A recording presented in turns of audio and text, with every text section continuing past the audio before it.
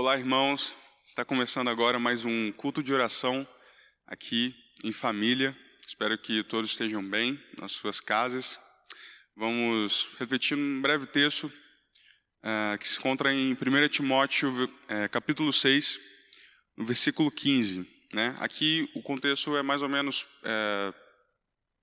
Paulo explicando para Timóteo o único Deus que a gente tem que servir. Aqui ele fala um pouco sobre bens materiais, dinheiro, mas não vou me atentar a isso. Vamos ler só do versículo 15 até o versículo 16, só 2 versículos. Um pouco depois ali do começo do versículo 15. Ele é o bendito e único soberano, o Rei dos reis e Senhor dos senhores, o único que é imortal e habita em luz inacessível, a quem ninguém viu e nem pode ver. A ele sejam a honra e poder para sempre. E amém. Vamos orar. Senhor, muito obrigado porque o Senhor nos deu vida. Muito obrigado porque o Senhor nos permitiu que a gente visse ao Senhor, que a gente visse ao único Deus. E muito obrigado porque o Senhor nos dá a oportunidade de te adorar, de te louvar. Muito obrigado por isso, Senhor. Que o Senhor possa fazer com que o nosso coração se encha de alegria. Claro que aqui na Terra nós somos ainda humanos, ainda temos esse corpo, ainda temos a nossa natureza pecaminosa, mas que o Senhor possa nos perdoar, Senhor. Que o Senhor possa fazer com que a gente tenha cada vez mais o pensamento voltado para Ti, que é o que vai acontecer na vida eterna contigo, Senhor. Estaremos contigo e estaremos pensando o tempo todo em Ti. Muito obrigado por isso, Senhor. Que o Senhor possa abençoar esse culto de oração, que o Senhor possa abençoar esse momento de louvor, que o Senhor possa abençoar cada um na sua casa, que o Senhor possa lhes dar saúde, lhes dar sabedoria para estar lidando com tudo, com todas as responsabilidades que surgem neste tempo, e que o Senhor possa estar dando à Tua igreja, Senhor, paciência, que o Senhor possa estar dando forças para se sustentar nesse tempo. E muito obrigado porque a gente já tem visto isso acontecendo. Muito obrigado por isso. Em nome de Jesus que eu agradeço. Amém. Vamos cantar.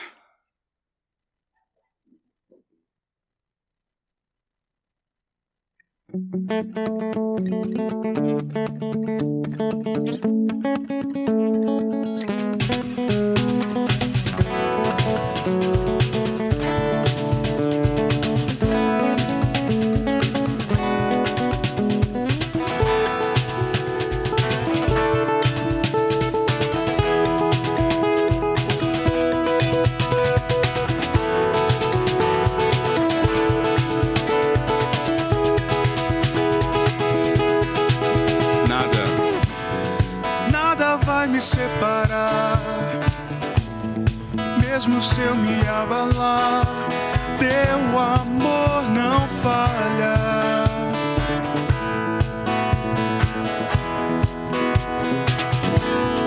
Mesmo sem merecer, tua graça se derrama sobre mim, mas teu amor não falha.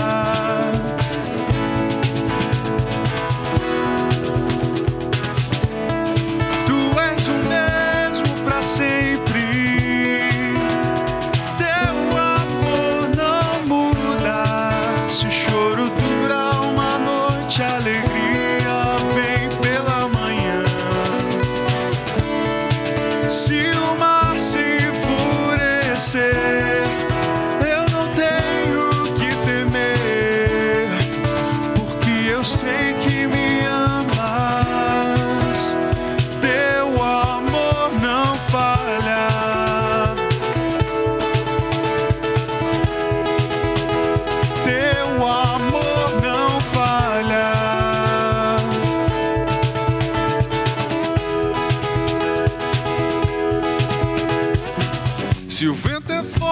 profundo mar. Tua presença vem me amparar, mas teu amor não falha.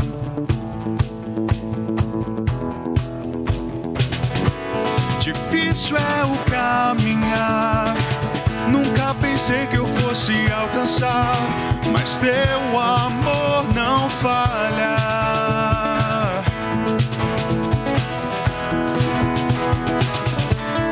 Tu és o mesmo para sempre,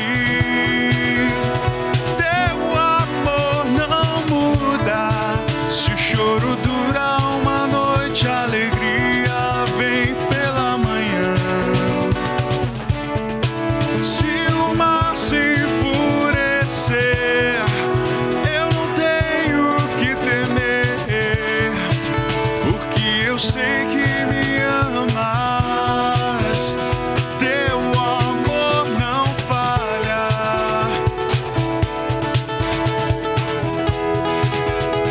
Teu amor não falha. Tu fazes que tudo coopere para o meu bem. Tu fazes que tudo coopere para o meu bem.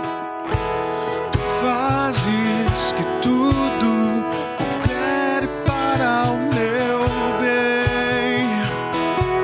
Tu fazes que tudo coopere para o meu bem. Tu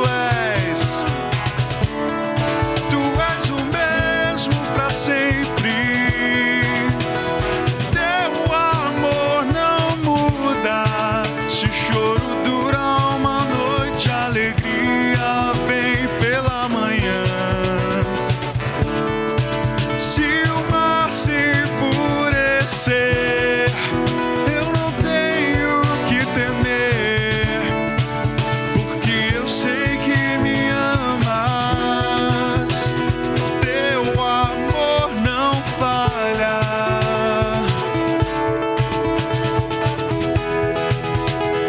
Teu amor não falha.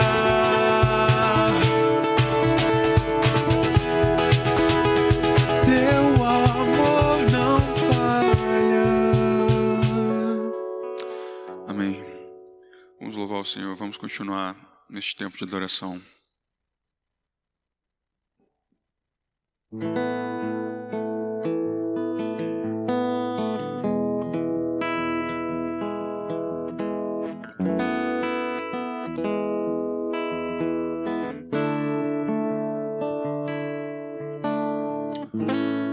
Meu Jesus,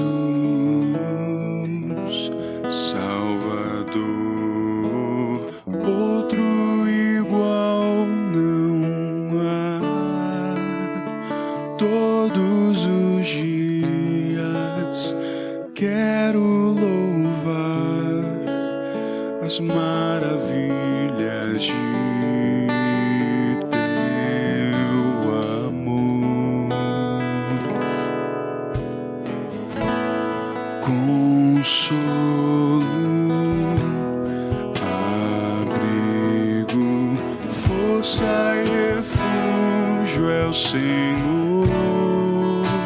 Com todo o meu ser, com tudo que sou, sempre te adorarei.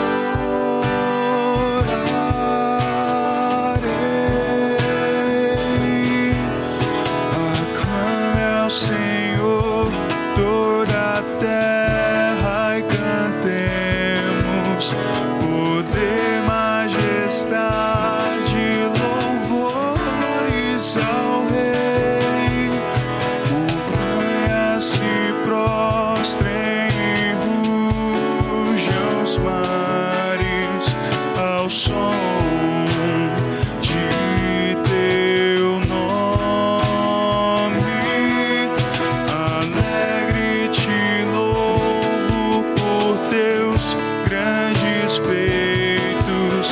Firmado estarei sem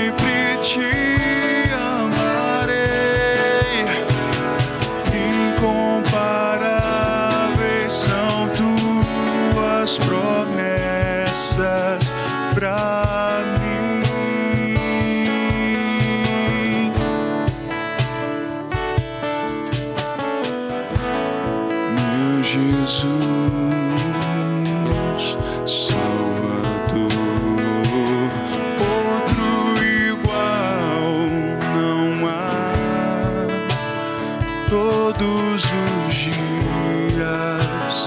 quero louvar as maravilhas de teu amor.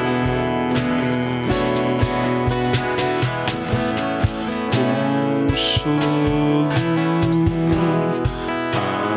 abrigo, força e refúgio é o Senhor, todo o ser, com tudo que sou, sempre te adorarei.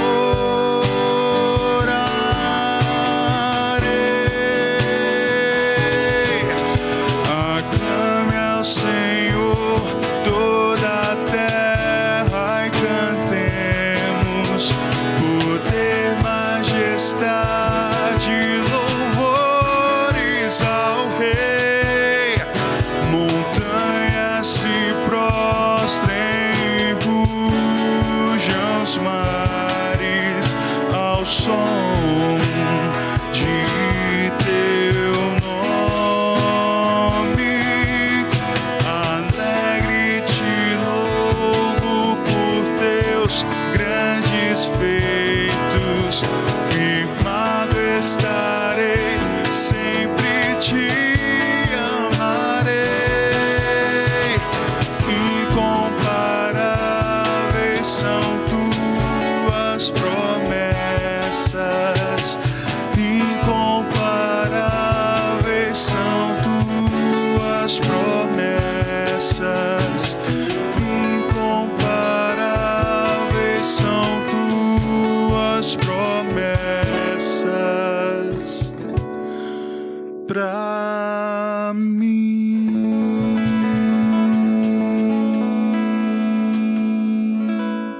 Amém.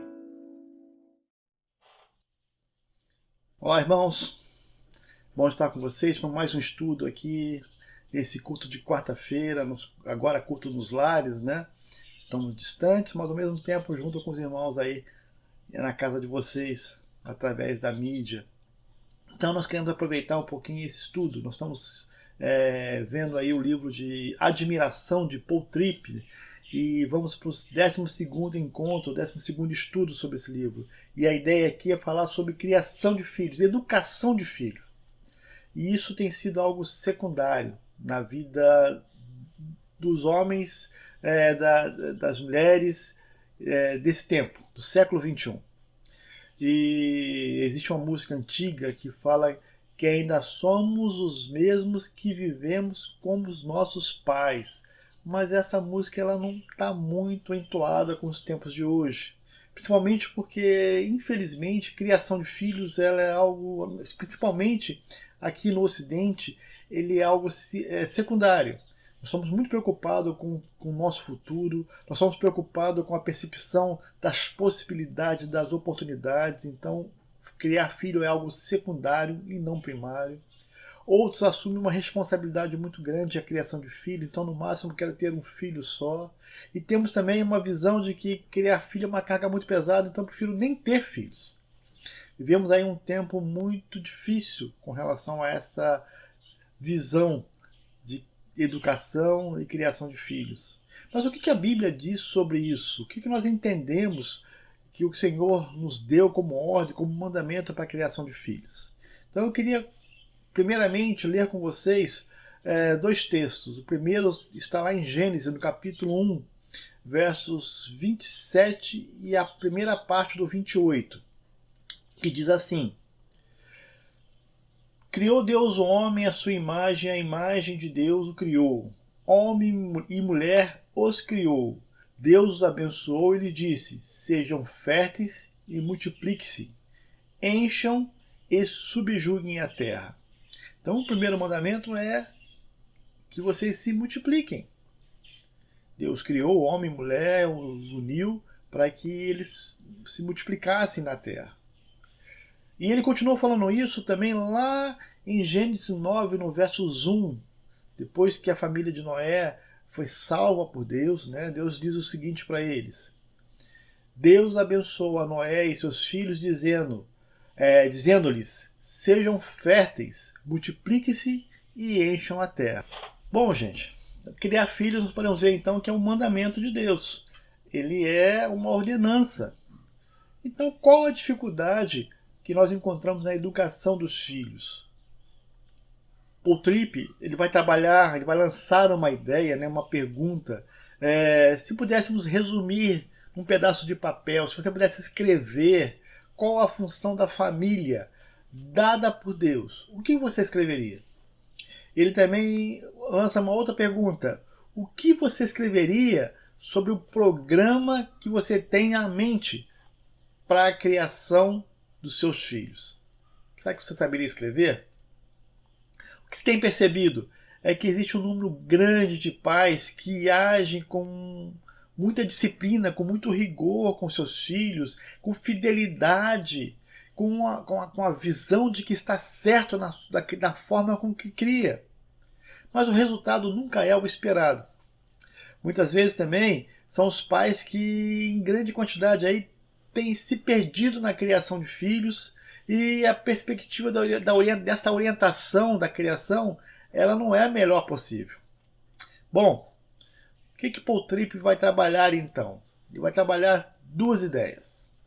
A primeira ideia é destacar perspectiva não abrangente. O que seria essa perspectiva não abrangente?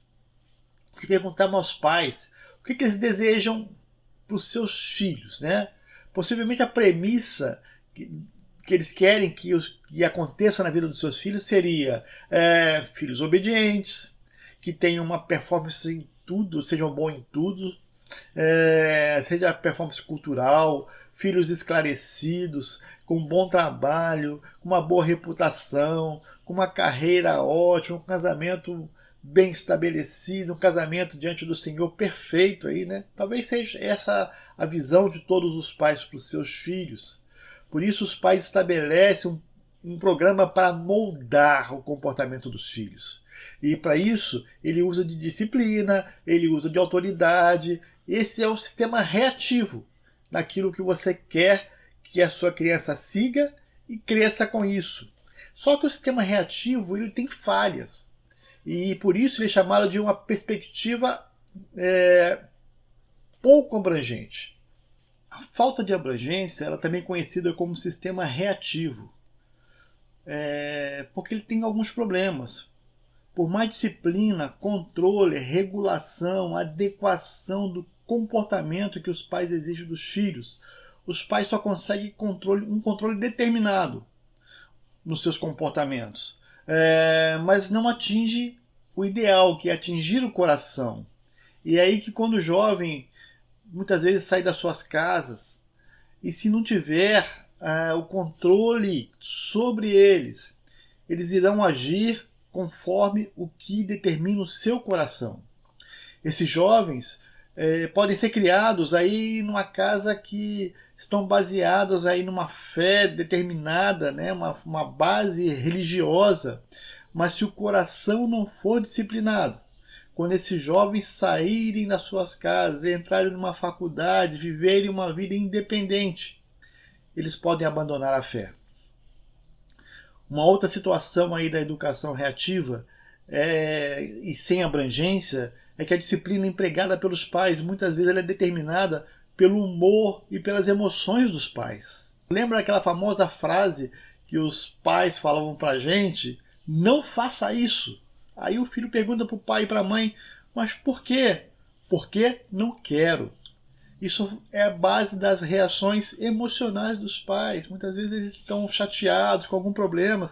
E essas reações, muitas vezes, ela interfere na criação dos filhos, porque é uma reação da sua emoção, é uma reação do seu humor. E isso não compromete a educação. Então o autor vai trabalhar com uma outra situação que é a perspectiva abrangente no fator da criação dos filhos. A perspectiva abrangente, então, na educação de filho, queridos, ela se preocupa com algo que muitas vezes é esquecido com relação à educação reativa. Ela vai além da disciplina comportamental, ela trata de assuntos mais profundos que é o coração da criança. Então a ideia aqui é, primeiramente, Como é que nós podemos conhecer esse coração? Como é que é, então, o coração de uma criança? Davi nos ensina isso quando ele escreveu o Salmo 51, verso 5, que diz assim: sei que sou pecador desde que nasci, sim, desde que me concebeu minha mãe. Infelizmente, querido, as crianças nascem com duas condições sedutoras. A primeira dela é que ela tem algo que se chama autonomia. A criança nasce no seu direito de ser independente. Já repararam que aquela pequena criatura, ela reluta em obedecer, ela reluta em fazer aquilo que muitas vezes os pais pedem? Lembra aquele pequeno ser que vai lá na tomada, você fala assim, não bota o dedinho aí. Aí ele olha para você e para. Você tira o olho dele e ele vai para a tomada. Você olha de novo e fala, não faça isso. Eles são autônomos. Eles querem ser governados por eles mesmos. Eles querem ouvir, eles não querem ouvir a voz do que eles têm que fazer. E a segunda condição que nós vemos é que ele se chama autossuficiência. Ele faz em sua pequena mente, ele cria em sua pequena mente uma informação de que ele já é suficiente para tudo. Ele entende que receber correção e instrução dos seus pais é algo que ele não precisa. A ideia aqui é que a adoração dessas crianças já nascem para o seu próprio coração. A adoração deles é para si mesmos. E quando eles tiverem um coração governado pela adoração por si mesmo, muitas vezes lutarão contra a autoridade dos pais. Para isso, precisamos de uma reação, de uma educação que seja abrangente, e a prática não seja preocupação só da disciplina, mas do cuidado, da admiração do nosso filho. E como seria isso? Irmãos, é colocar no currículo da educação a apresentação da glória, da graça de Deus. É apontar para os nossos filhos e mostrar-lhe a revelação de Deus para eles. Devemos mostrar sempre que para os nossos filhos, quem é Deus. Que eles tenham uma visão completa da fidelidade, da graça, da sabedoria, da misericórdia, do Deus Criador, do Deus soberano que fez todas as coisas. Como é que nós podemos fazer isso? Irmãos, Deus deixou janelas na sua criação, Deus deixou pontos na sua obra que nós podemos apontar para os nossos filhos e mostrar quem é Deus e o que Ele faz por nós. E através dessas obras, nossos filhos possam olhar para essas janelas e reconhecer quem é Deus. E a adoração para de ser para si mesmo e seja uma adoração para o Senhor. Só tem um problema. Os nossos filhos não têm a habilidade de enxergar ao redor e ver Deus. Infelizmente, a autonomia, a autossuficiência e o pecado, ele entrou no coração dos nossos filhos e cegou-os. Eles não podem enxergar por si mesmo Deus, mas eles enxergam o seu próprio coração, as suas próprias necessidades, a sua autonomia, a sua autossuficiência. Então nós precisamos mudar o coração dos nossos filhos. E aí, irmãos, o Senhor colocou os pais para serem a lentes que vão dar visão aos nossos filhos cegos, que não conseguem ver e admirar quem é Deus. Somos nós que vamos mostrar isso. Somos nós que vamos mudar a capacidade deles enxergarem. É obviamente que é o Espírito Santo que convence, mas nós somos instrumentos de Deus para anunciar aquilo que Deus fez por nós. Lembra que nós lemos em Gênesis 1, 28, que o Senhor pede para que nós multiplicamos? Só que essa obrigação não é só fazer filhos, isso aí é fácil, mas é recuperar a admiração dos nossos filhos, recuperar o coração dos nossos filhos. É para isso que nós somos colocados. E aí, irmãos, para que os nossos filhos consigam admirar o Senhor, para que os nossos filhos comecem a enxergar através daquilo que nós mostramos para ele quem é Deus. Nós precisamos primeiramente pedir ao Senhor que mude o nosso coração. Aí o trabalho começa em nós. Nossos filhos precisam entender que aquilo que nós cremos é aquilo que nós queremos passar para eles, para que eles creiam também. Deixa eu te perguntar, como é que está a sua relação com Deus? O seu relacionamento com Deus? Você consegue ver as maravilhas de Deus? Irmãos, é possível que muitos pais passem aí a semana inteira sem admirar, sem apresentar aos nossos filhos a graça e a glória de Deus, porque eles não conseguem enxergar. E se nós não conseguimos admirar o Senhor, nós não conseguimos passar isso aos nossos filhos, e eles vão perder as suas bases. Eles vão perder a sua fé, porque nunca foi apresentado e nunca admiraram quem é Deus. Nós temos aí ter plena consciência de que precisamos estar diante do Senhor para que Ele transforme as nossas vidas. E Ele se torne o centro da nossa admiração, para que nós possamos apresentar aos nossos filhos isso. E aí sim, seremos instrumentos de Deus para tratar a cegueira dos nossos filhos. É através de uma admiração sincera que eles deixarão de viver para si mesmos. E reconhecerão ou aprenderão a reconhecer a autoridade de Deus e se submeterão à autoridade dos pais.